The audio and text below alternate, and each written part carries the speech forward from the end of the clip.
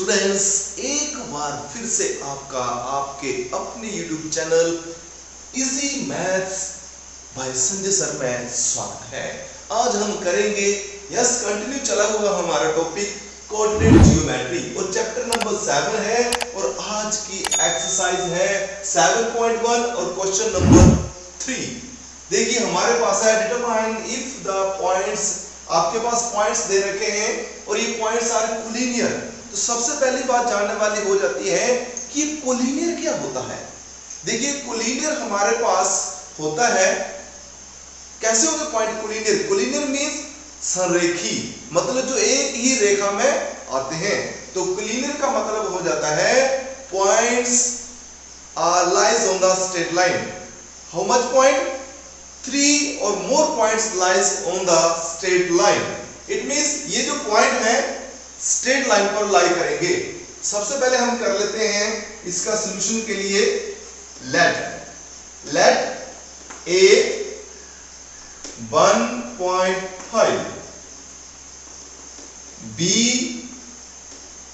2, 3 and C -2, -11। अब बोला गया है पॉइंट्स आर कोलिनियर। अब कब कोलिनियर होंगे? जब हमारे पास ये जो पॉइंट है, यहां अंडरस्टैंड करते हैं क्या A B, ये पॉइंट हमारे पास दे रखे हैं A B।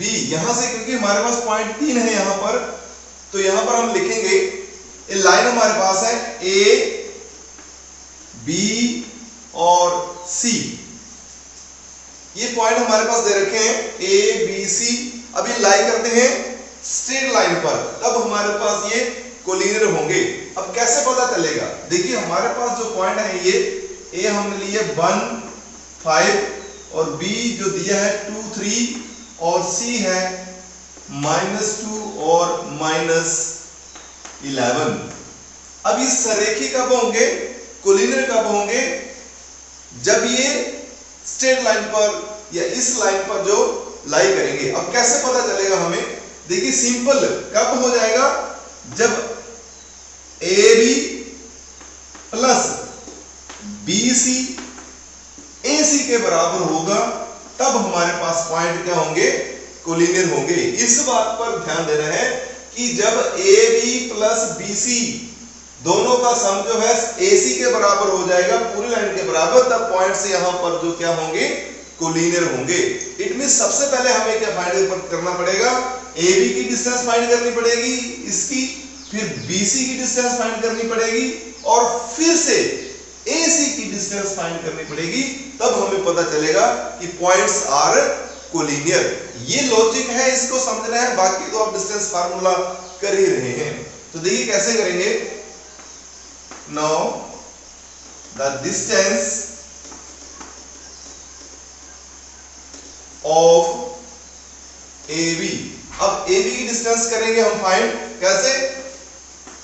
By using distance formula. अब डिस्टेंस फॉर्मूला क्या है हमारे पास? ये हमारे पास है AB की डिस्टेंस फाइंड करेंगे और डिस्टेंस फार्मूला आई होप अब आपको याद हो ही चुका होगा।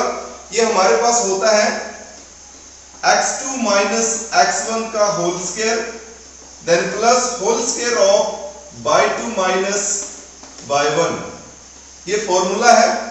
अब देखिए AB होलन रूट x2 क्या है हमारे पास?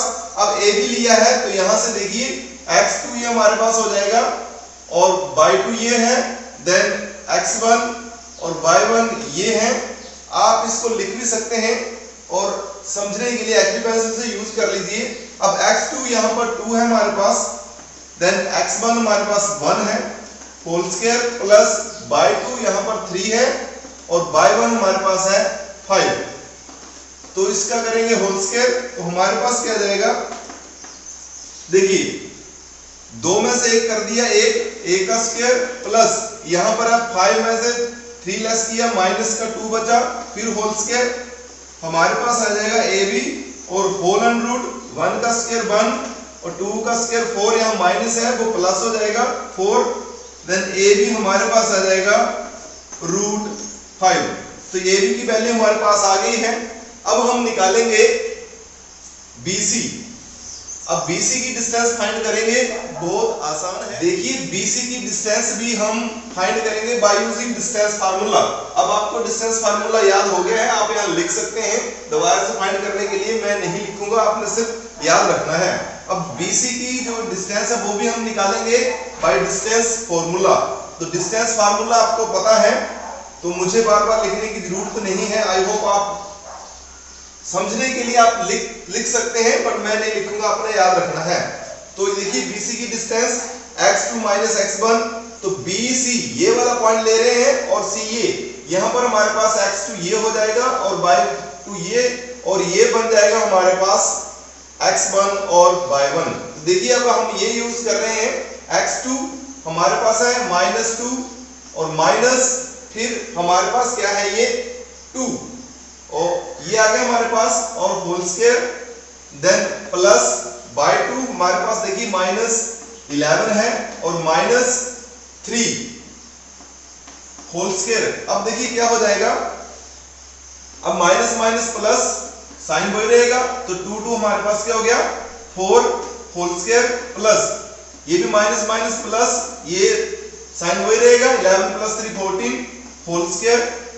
अब देखिए क्या हो जाएगा, 4 का स्क्वायर 16 और 14 का स्क्वायर 196। अब आप इसको प्लस करिए, प्लस करने पर आपके पास आ जाएगा ये। तो हमारे पास ये BC की वैल्यू आ गई है, BC की वैल्यू हमारे पास आई है ये। अब हम इसी तरह से निकालेंगे AC की वैल्यू, फिर चेक करेंगे कि बराबर आता है कि नहीं। अब देखिए देन गाइस, अब AB BC निकालने के बाद हम निकालेंगे AC, और AC के लिए भी हम डिस्टेंस फार्मूला ही अप्लाई करेंगे। तो डिस्टेंस फार्मूला क्या होता है, x2 - x1। हम दोबारा नहीं लिखेंगे इसको, हम कंटिन्यू लिखेंगे। आप क्वेश्चन में लिख सकते हैं, आपको मैं समझा रहा हूं इसलिए बता रहा हूं कि we are using here distance formula. तो देखिए डिस्टेंस फार्मूला x2 - x1, तो यहां पर अगर 3 की बात की जाए तो हमारे पास क्या हो जाएगा AC ये वाला AC है, तो A के पॉइंट हम ले लेंगे x1 y1 और यहां पर हो जाएगा x2 और y2। अब देखिए x2 - 2 और x1, तो हमारे पास देखिए x1 1 है, तो -1 होल स्क्वायर प्लस y2 -11 है, और x1 की बात y1 की बात की जाए तो -5 होल स्क्वायर। अब देखिए क्या हो जाएगा, माइनस माइनस प्लस 2 और 1 3 होल स्क्वायर प्लस 11 + 5 16 -16, देन -16 यहां -3 था, देन -16 होल स्क्वायर। अब देखिए ये हमारे पास हो जाएगा 3 का स्क्वायर 9 प्लस 16 का स्क्वायर कितना होता है 256। अगर आप इसको प्लस करिए तो हमारे पास AC की वैल्यू कितनी आ जाती है, हमारे पास बन जाएगा 265। अब हम चेक करेंगे कि AB + BC का सम जो है AC के बराबर आता है कि नहीं। अब देखिए AB हमारे पास कितना है,